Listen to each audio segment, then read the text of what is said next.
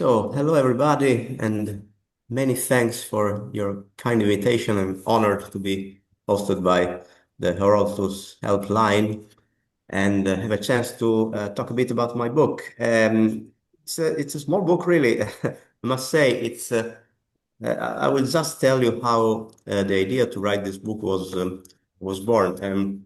It's very simple, actually. It's the result of several years of teaching my students about social history and historiography in classical Greece, and of course, Herodotus was a main choice for that. And over the years, a lot of curiosity aroused among the students, questions and discussion about obviously the condition, the women in antiquity, in classical Greece especially.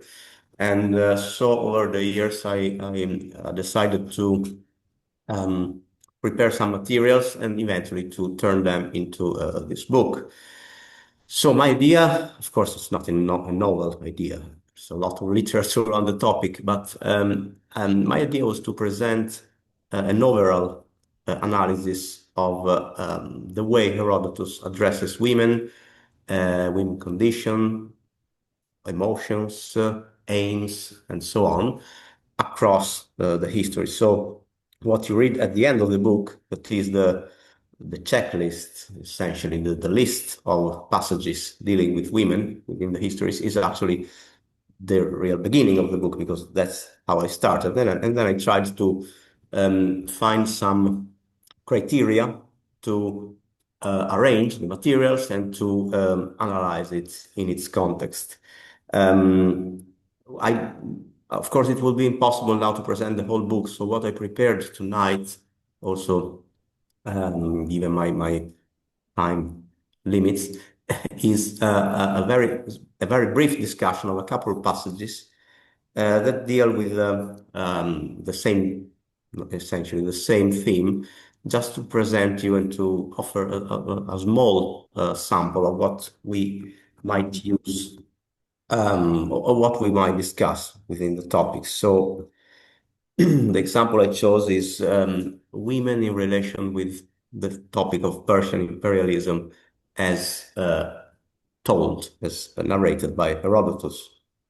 So it's a very brief case study, of course, but the topic of Persian imperialism, especially lately, has attracted quite a lot of well-deserved scholarly attention recently, especially. So Herodotus' representation of Persian imperialism is seen, in my case here, through a couple of episodes which involve very directly women. I shall focus on the figure, especially of Darius the Great, as portrayed by Herodotus. For according to a long tradition, this great king was characterized as a mild, wise, respectable ruler, especially if compared to his predecessor and successor. Of course, sources on this tradition go back at least to Aeschylus per se, but a good example, also because it involves women, is provided by Plato's discussion of the Persian Empire in the Laws, where the Athenian explains the fluctuations in Persian power in terms of the kind of education imparted to their kings, which in turn affected the nature and of their society in general. So Cyrus was a great ruler and a great conqueror, but he established the custom to entrust children to the women, creating what Plato calls a form of womanish education, gynikeia.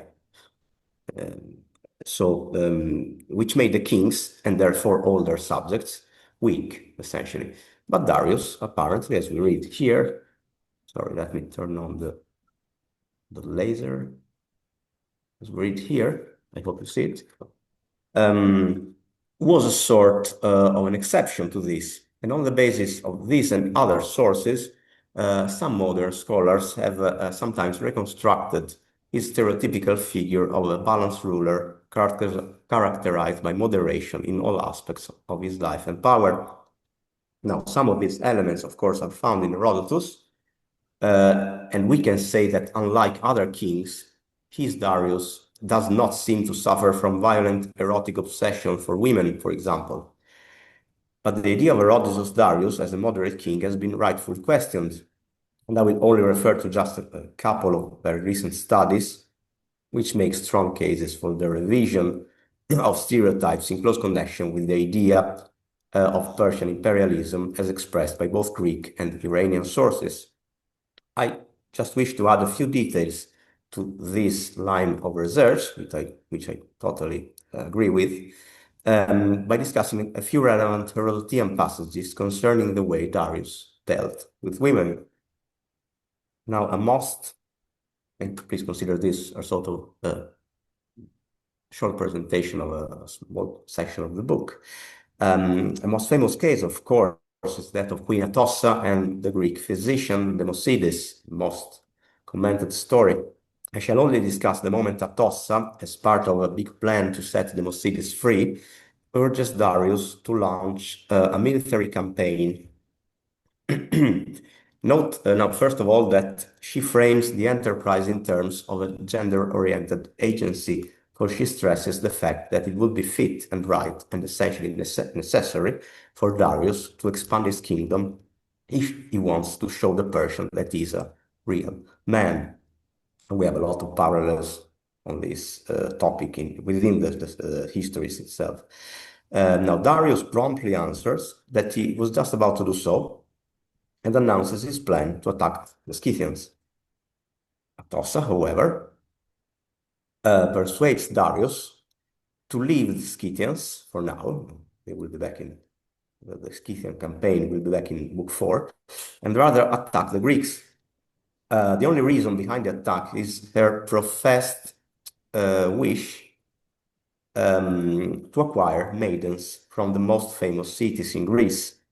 Now, far from being disturbed by what we may regard as a whimsy reason to start a war, Darius promptly accepts and declares a campaign against Greece, which actually becomes Magna Graecia in this case. Now, the project obviously fails, but the intention is very clear, as Herodotus later states. This was the first time that the Persians came into Greek territory.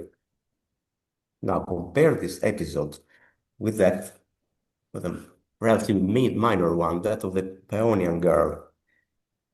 Entirely different scale, at least from the Greek point of view, but a very similar rationale behind it.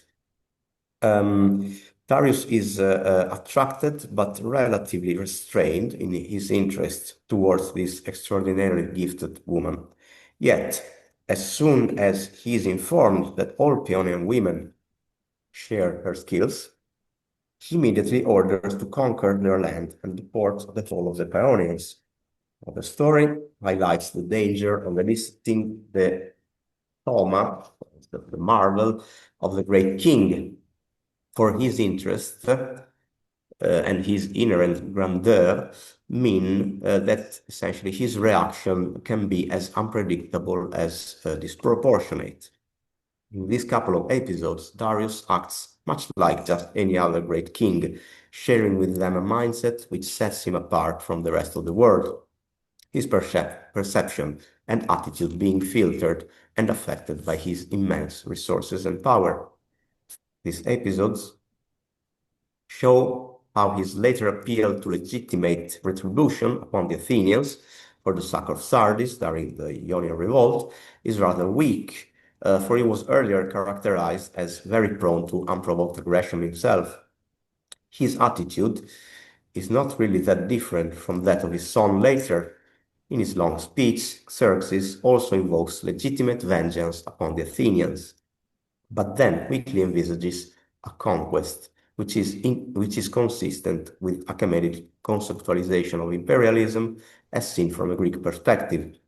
That is, essentially, enslaving just about everybody, those guilty of having inflicted wrongs upon the Persians, Darius, but also those who are innocent, the anaitioi.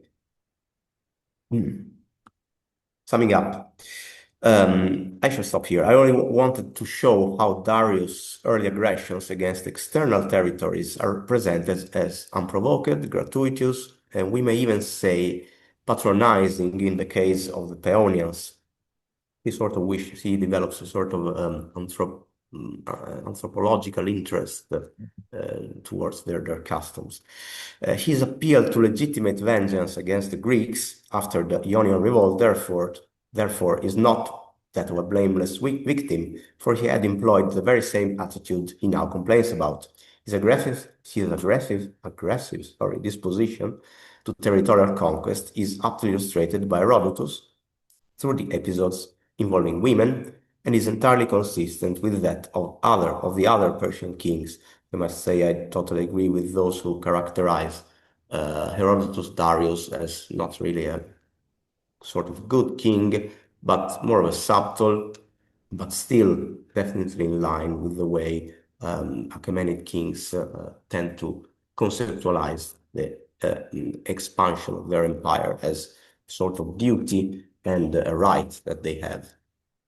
Just it. I'm very happy to discuss any question about this or other topics. I just wanted to give you a small sample of the way I try to use the topic of women in the book, and to reflect a bit more widely on the way Herodotus narrates his world and his time.